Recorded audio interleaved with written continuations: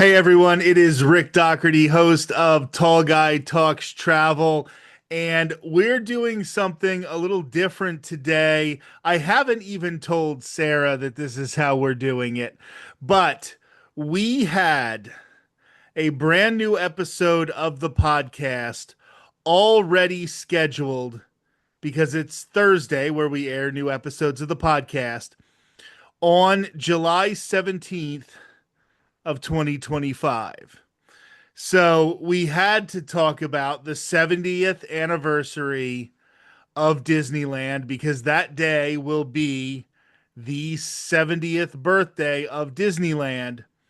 So on July 17th of 2025, you got the audio version of this conversation. But today, a few months later, I am giving you the video version of that conversation. And that is what we call milking content.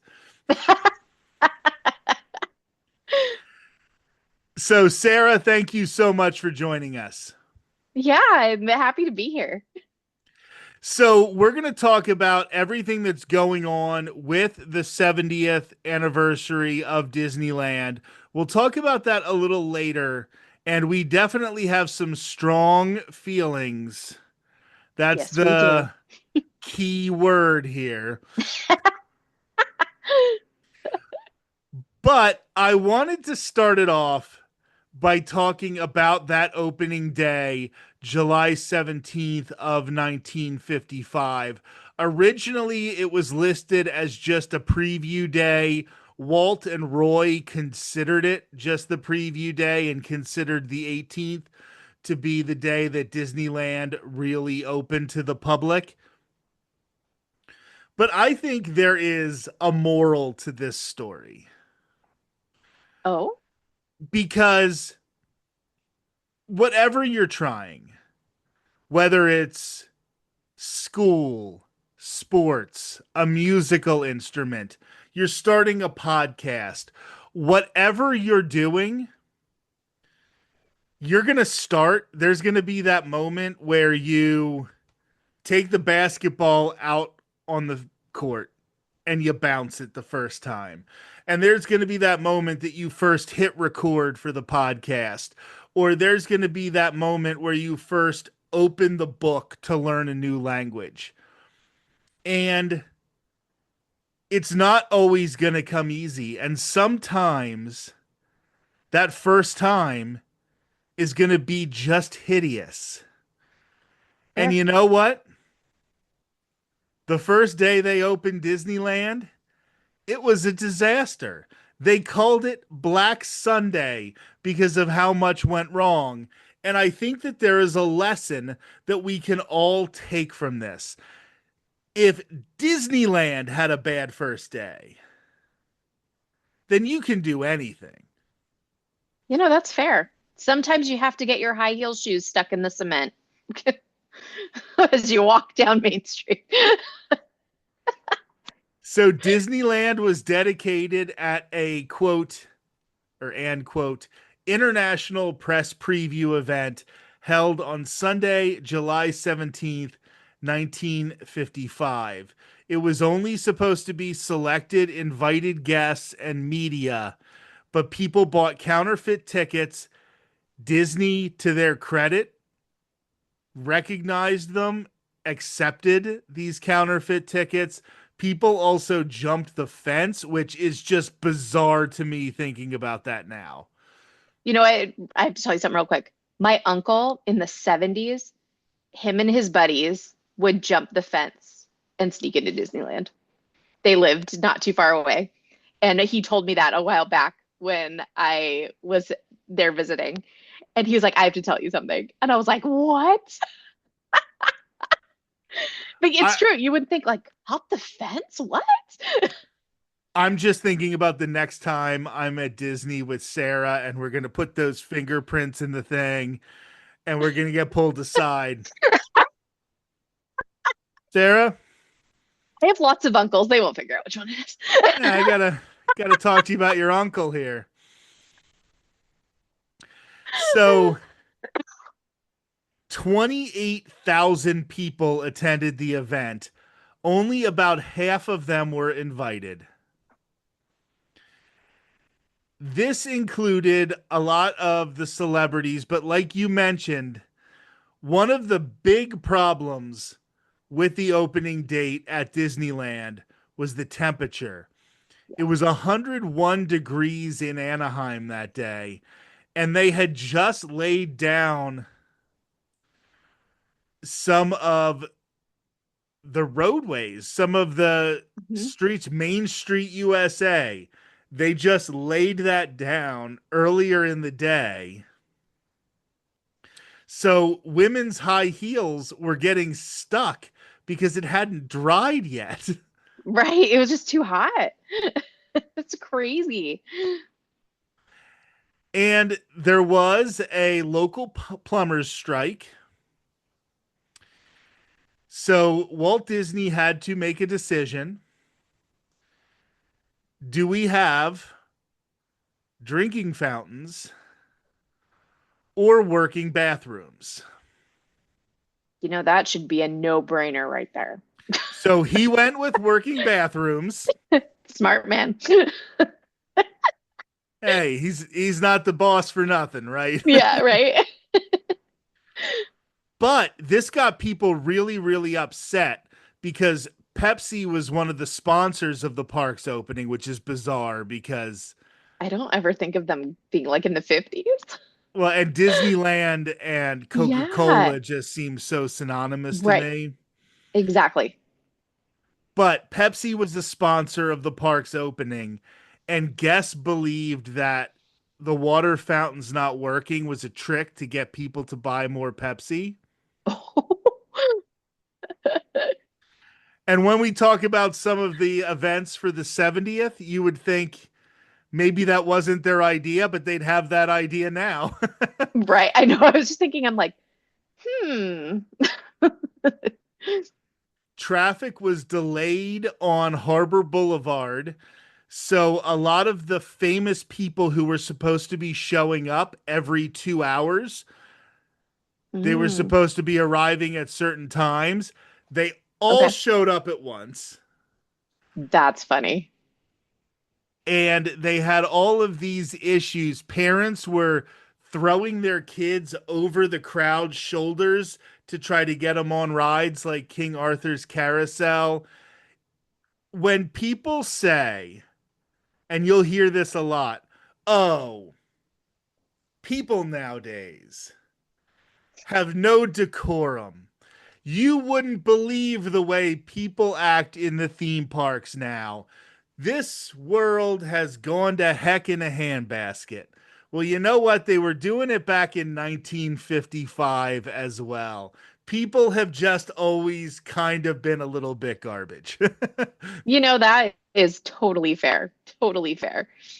They just did it dressed a lot more fancy back then. So, a couple of the major snafus with the celebrities.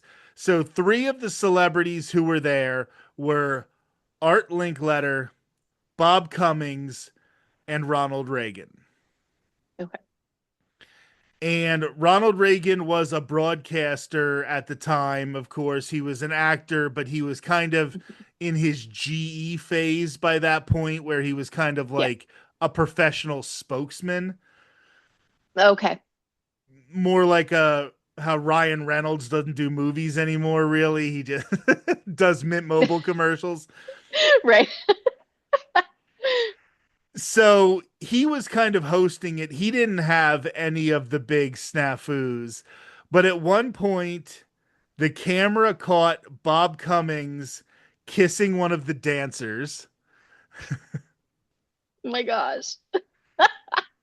There was a point where Cummings was getting the signal from Linkletter, like Linkletter threw it to Cummings, and he wasn't ready, so he threw it back to Linkletter, who by Oh my that gosh. point had put down his microphone. So Cummings did a play-by-play of him trying to find his microphone in front of Mr. Toad's Wild Ride. Wow. Then Walt Disney started reading the plaque for Tomorrowland, thinking he was on air, and he had to be stopped by a technician and had to restart it.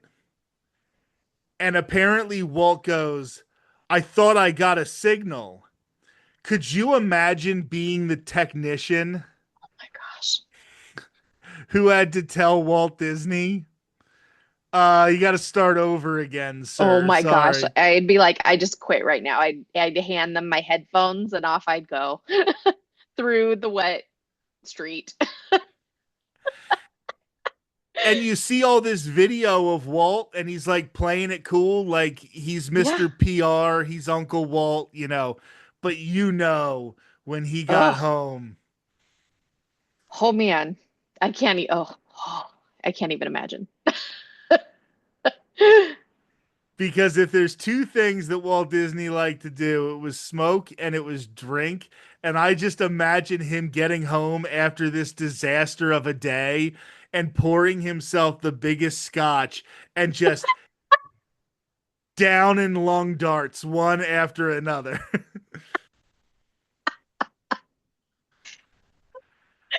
Uh, that's fair. That's fair. From everything I've heard in the last like 2 minutes, I would too. But here's the deal. We've all been at those type of events. We've all had the thing where whether it's the school play or Yep.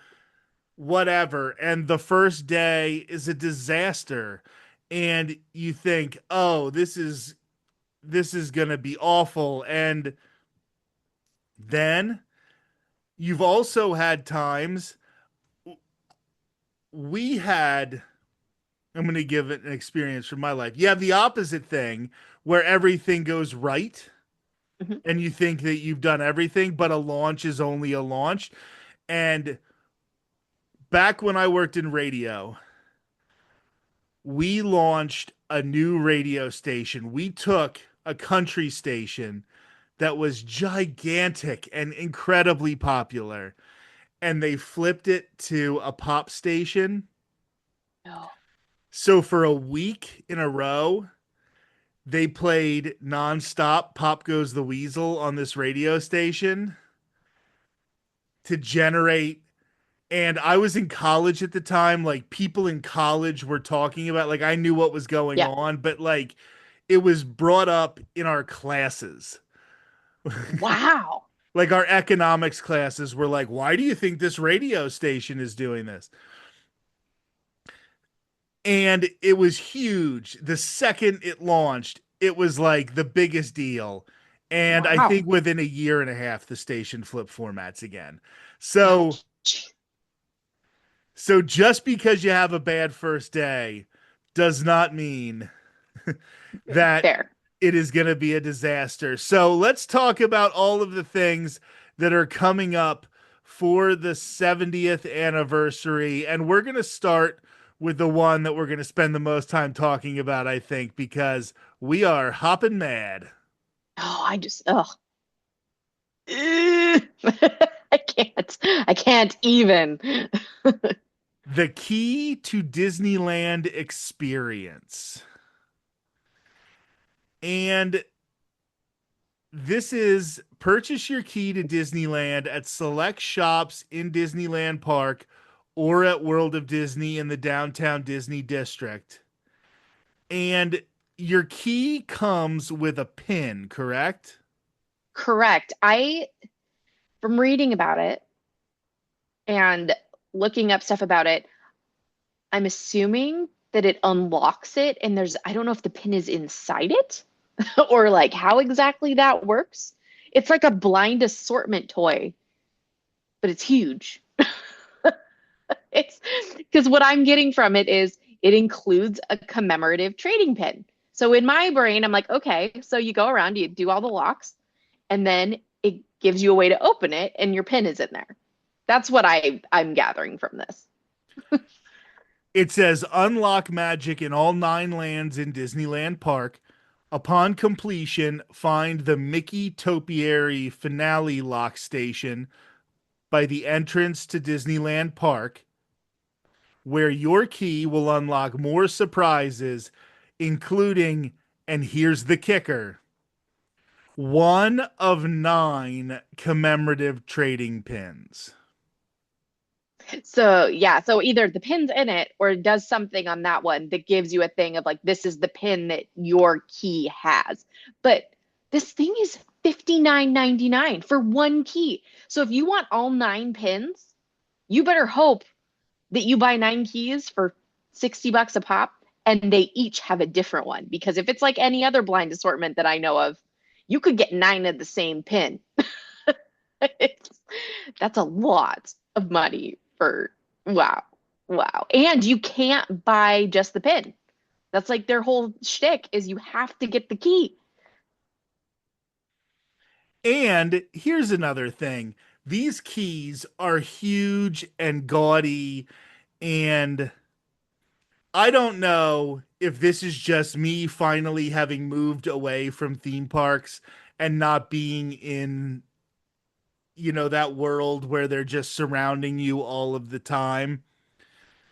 But the first time I saw this, I was like, that is gaudy. And you're talking to somebody who has a Figment and Mr. Toad popcorn bucket right behind him on his bookcase right now. Yeah. So I have a high threshold for gaudy and tacky, and this is gaudy and tacky. It just as an adult, I mean, more power to you if you love this. And this is like, that's great. Like, you do you. Totally. It's just not, for me. But, my 9-year-old would want that thing. He would care less about the pin. He just would want to unlock all the locks, get all the sounds from the locks, and then drive me absolutely bonkers for the rest of my life with that thing. And that's fine. I think if you just want to go to the nine spots and have the key Yeah, that have does the fun and thing, do it. Yeah. But to that get seems nine great. pins, But if you're trying to collect all of the nine pins, and like they said, you have to go to all nine lands in Disneyland Park. yes. And one of the areas is across from Star Wars Rise of the Resistance in Star Wars Galaxy's Edge. So, how quickly we've gone from we can't even call the bathrooms. We have to call them Right. refreshers in Right. Galaxy's Edge, to the point Yeah. that people are walking around unlocking things with big Disneyland plastic keys. Right, exactly. It's yeah, and I I just yeah, I just am just flabbergasted by and I mean $60. I just can't get over the fact that it's $60 for this thing when you could sell the pin for like 25 bucks. You could sell each pin for like $25 and people would buy it, or even more than that, $30. And people would buy them. And the thing is though, I mean, the one plus side to this with the key is if you're not there, like you can't get it all done in one day, it does save your place. So you can do it and the key will remember where you are. So if you have a multi-day vacation, you don't have to go and like run. But could you imagine being there in one day and you'd spend your whole day standing in line to use the key?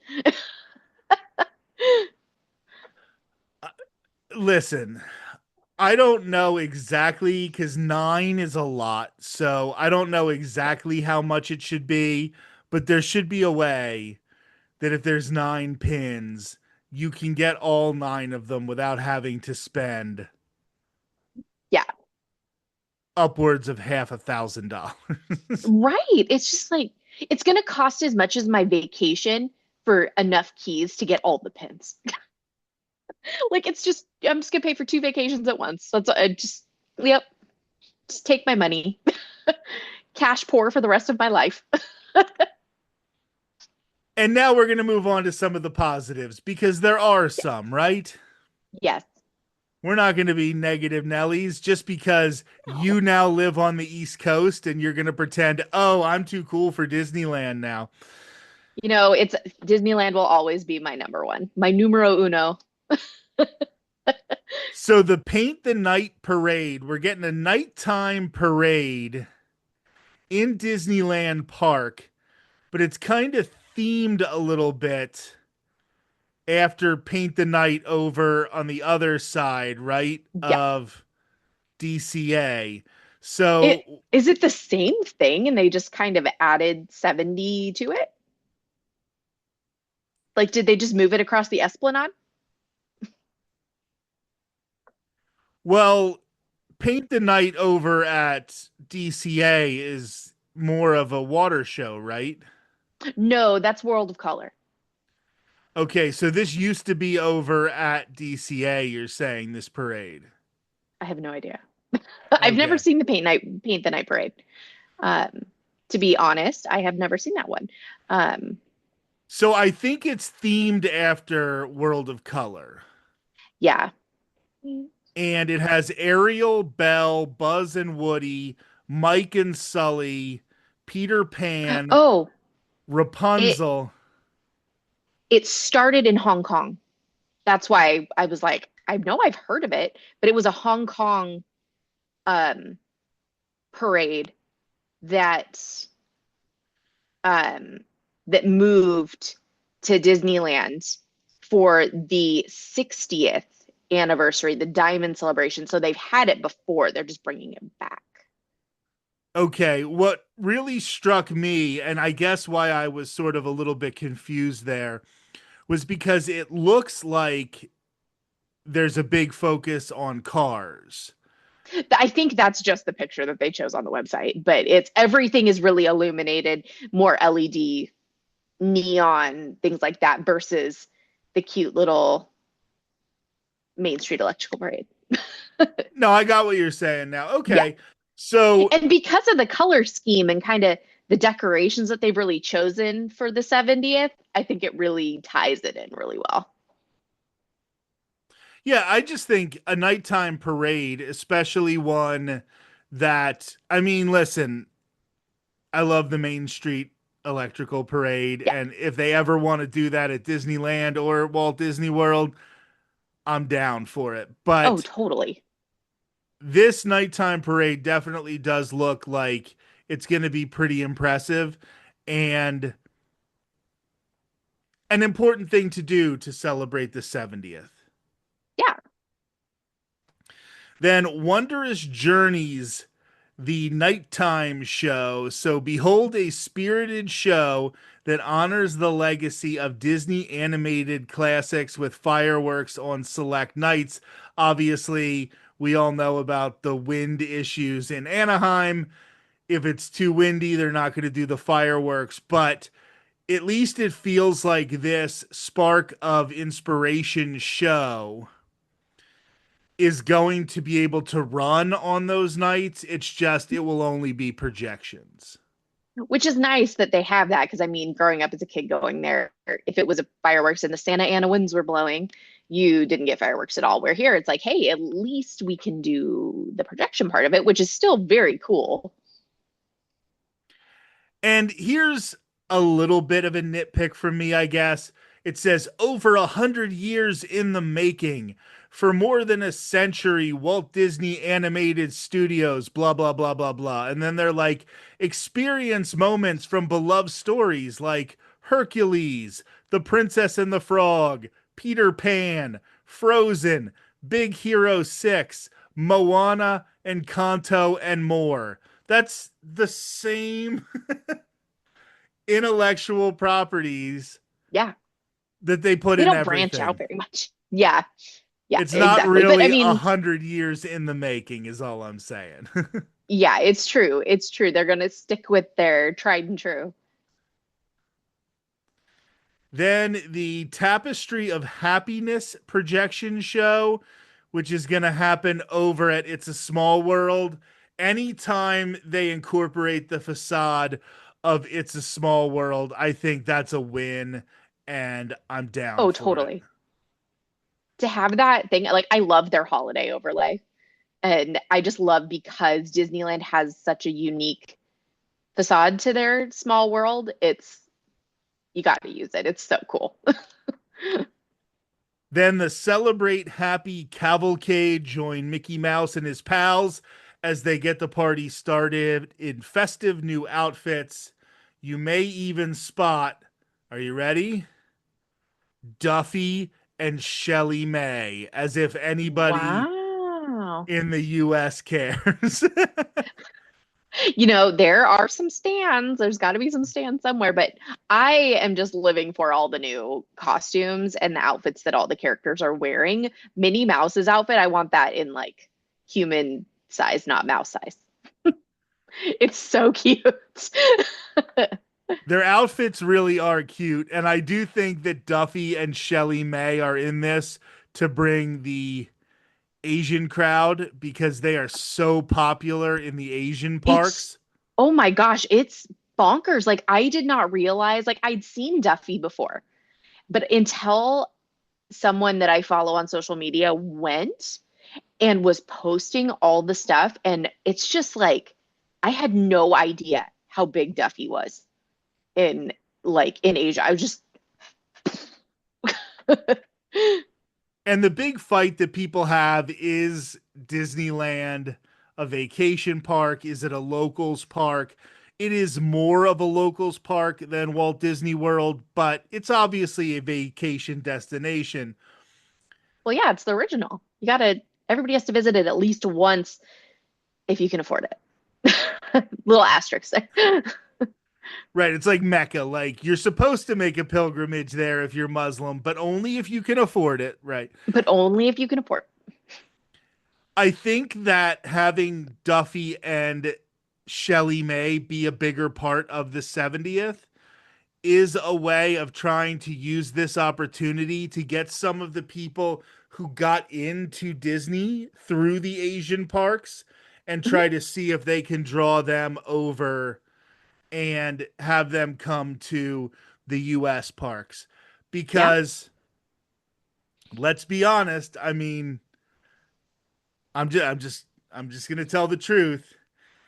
80% of tourists who come from Japan to the United States, 80%, no matter where they're going, they stop in Los Angeles and they go to a Dodgers game to see Shohei Ohtani.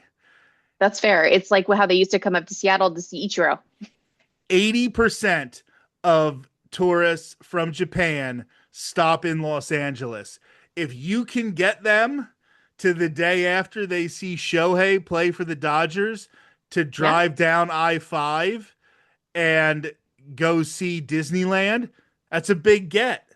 So I mhm, think this is a really, really good idea to try to start pulling in people from the international parks and start using them as a way to bring people to the US parks.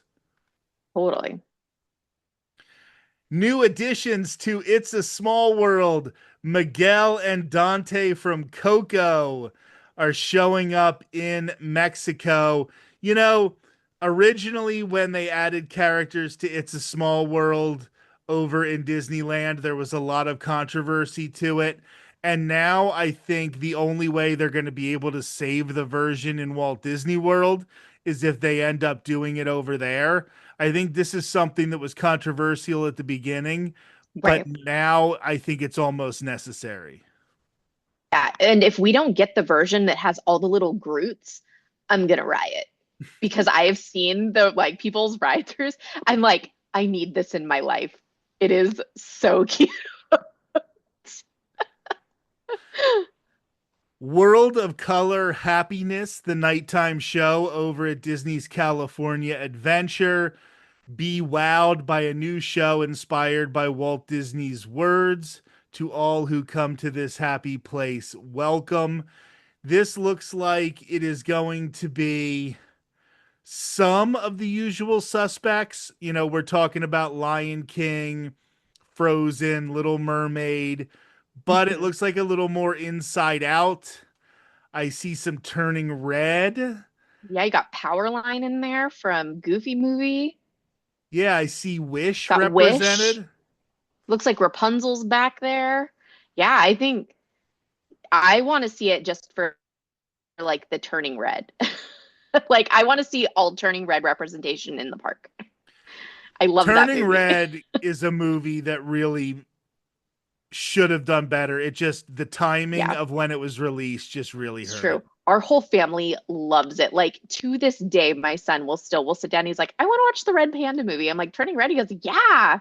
And so we'll sit and we will watch it start to finish. We love it. Better Together, a Pixar Pals celebration parade. Um, a parade at Yeah, DCA, cool. I'm down. yeah. Pixar, it fits. Pixar Pier. It's their shtick. Celebrate happy at Carthay Circle Theater. Take in celebratory sights and sounds with music and shimmering lights on and around the theater's facade. So, this is going to be another projection show. And cool, right? Like, Well, the thing with it too, though, is what I've read is the cool part of it. You have to be a magic key holder. They have a special experience for magic key holders there that you get free stuff and you get to do all this stuff. But for the plebes like me, you you just get that little part that they're showing. There's a lot of little pass holder or key holder things that I've noticed that I'm like, I want to do that, but I don't have the money for that, and I can't pay monthly because I don't live in California. and I think another thing about these types of shows, the projection shows like on the Carthay Circle Theater, is anything that spreads people out throughout the park is a good thing. So if it gives people a reason to hang out at that little intersection there instead of waiting in line for Radiator Springs Racers or for the Incredicoaster, if it helps to spread out the park, Yeah, because people who go all the time will want to check out these extra things. So I do right. think that is important. New additions to Toy Story Midway Mania. That's awesome. Then there is a 70th anniversary guided tour at That's Disneyland pretty cool. Resort. A I love the story tours at Disneyland. of celebration. And I would obviously lose my mind with the chance to do this. It is a 2 hour guided tour. You'll journey through the festive past, experience some original attractions, enjoy Lightning Lane entry for a select attraction, get access to a reserved viewing area for Paint the Night. That's big. Munch on some Mhm. popcorn and receive a special tour keepsake. It's $120 per person. I feel like that's pretty, like, that's not bad. I Like, think for that's all really that stuff you reasonable. get, I feel like we didn't pay much less than that when the last tour that we did with like the private tour and we got to do a bunch of cool stuff. I mean, we didn't get to ride a ride, but I actually think that's pretty reasonable and I would totally do that. And then, of course, there's some things like dining packages that are associated with World of Color and the Better Together parade, Paint the Night dining packages, Wondrous Journeys dining packages. But there is also something that was added, another dining experience at Storytellers Cafe. Indulge in a campfire style barbecue buffet, Oh, meeting some of your favorite Disney pals. It's called Donald's Tales of Adventure Dinner Buffet. And we got Donald sort of dressed up where he's wearing like some hiking gear or maybe some adventurers gear here. he looks And like a Boy Scout. he does. He looks a little bit like a Boy Scout. His little beanie there. Yeah, I was just looking at that too. As my husband would say, I guess there's some song or whatever with Paul Rudd, that a teeny weeny beanie. I was thinking about the same thing. Yes. Um, When Paul Rudd was on the Tonight Show, I think he did a song with Jimmy Fallon, I Teeny Weeny think so. Beanie. Yep. And that, unfortunately, is how we're going to end this episode. You know what? Paul Rudd is always a good way to do anything. So mentioning Paul Rudd. But I think I'm going to have a moral to this episode, and that is going to be sometimes at first you don't succeed. Mhm. And sometimes opening day is a disaster. And like I said, jokingly, like, Walt was there so stressed out and he was so angry. But this theme park ended up being the biggest success he ever had. So, as much as people love Mickey Mouse as a character, I still think Walt Disney is now known more for the guy who created the theme parks than he is for the guy who created a mouse character.